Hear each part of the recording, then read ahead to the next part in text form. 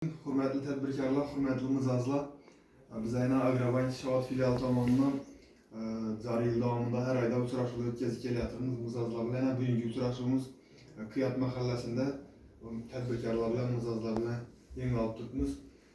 3 tajribasi asosida uchrashuvlar o'tkazib kelyapmiz. Uchrashuvdan maqsad tadbirkorlarning muammolarini o'rganib, mijozlarning muammolarini o'rganib, bulara o'zlarimizni filial miqyosida bo'ladimi yoki viloyat miqyosida bo'ladimi yordam berib, shu muammolarni aniqlab, asosiy maqsadimiz ish o'rinlari yaratish. 3 tajribasi asosida. Bu bo'yicha bizning bank produktlari va mahsulotlari ba'zi shular bo'yicha sizlarga qisqacha tanishtirib, tushuntirish berib o'taman.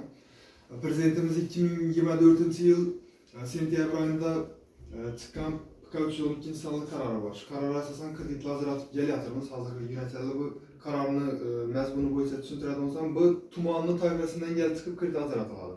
Ya'ni bizning tumanimiz 3-toifaga tushadi. Shuning uchun 21% qilib belgilangan.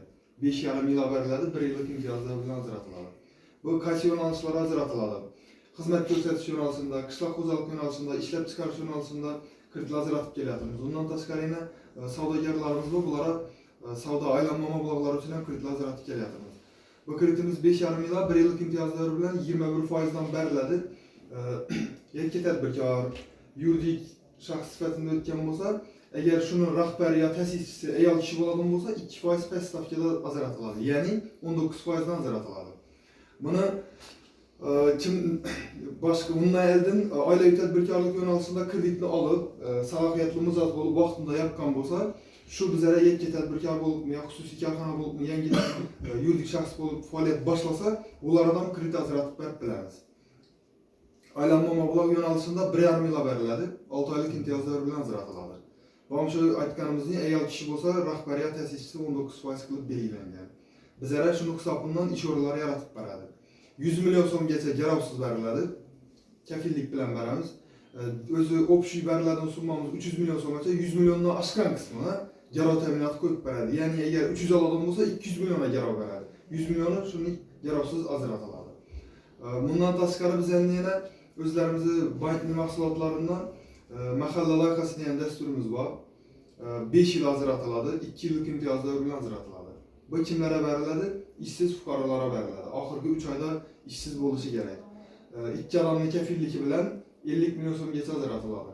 Bu boya aytganimning xizmat ko'rsatish yo'nalishida, ishlab chiqarish yo'nalishida, qishloq xo'jalik yo'nalishida tadbirkorlikni olib boraman desa ajratiladi. Hozir ko'pchilik payında o'yinda yana pishirib o'tiribdi, uyda tikuvchilik etib o'tiribdi. Shulardan biz kredit berib bilamiz. Ishsiz bo'lsa bo'ldi, o'zini o'zi band qiladi. Bir minimal to'lov bor, xohlasa yil davomida bo'lib to'layveradi. O'zinadan 1 yillik stajga giradi. Pensiyaga chiqish uchun yaxshi bo'ladi. Bu 25% qilib belgilangan. Agar ayol kishi bo'ladigan bo'lsa 23% qilib belgilangan. 2% past stavkada ajratiladi. 5 yil, 2 yillik imtiyozlar bilan. Yana bizning boshqa bank mahsulotimiz, biznesga birinchi qalamda ham mahsulotimiz bor. Bu 17 million so'mgacha ajratiladi. Bu ishsiz fuqaroga beriladi. Bir odamning kafilligi bilan ajratamiz. O'zini o'zi band qilib beradi. Shu yo'nalishda, lekin bu 4 yil, 6 oylik imtiyozlar bilan beriladi. Bu ayol kishi bo'lsa 23% dan, erkak odam bo'ladigan bo'lsa 25% qilib belgilangan. Ayollarimiz prezidentimizni e'tibori qaratilganligi sababli tashabbusi bilan 2025-yil aprel oyidan farmoni chiqqan, shu farmon asosida 2% past stavkada belgilanib keladi. Hozir kim murojaat bilan kelgan bo'lsa, eshitamiz, yozib olamizdan ijobiy hal qilishga harakat qilamiz. Hozir kimdan murojaat bo'lsa, siz ayting. Ben şu mahalla fukarası Tangirbelgen ve Rozgülmen. Bana şu 50 milyon kredi gerekirdi. Şuna müracaat kılıp durverdim. İşsiz ahmet. Ama. Kefil tapıp beresiz. Bizden mahalla bankirimiz var, şahurkadı agentimiz var. Hüccetlerini beresiz. Sırası Xudo kalasa eldimizdeki hafta çıkartıp beremiz. Bugün 5. gün, 6 bazar bank işlemiydi.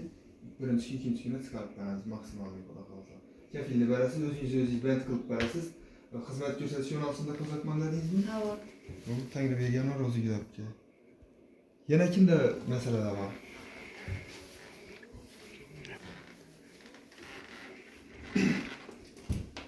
Hurmatli tadbirkorlar, mijozlar, sizlarni vaqtingizni oldik. Gelganlaringiz uchun rahmat.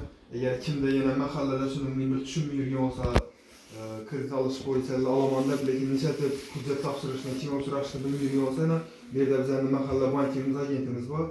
Bizə yönəltə bilərsiniz, bizə o da qalasa maksimalni işini yeniləşdirib yardım versə hərəkətlərimiz. Yerləri üçün rəhmət eləməyəcəm.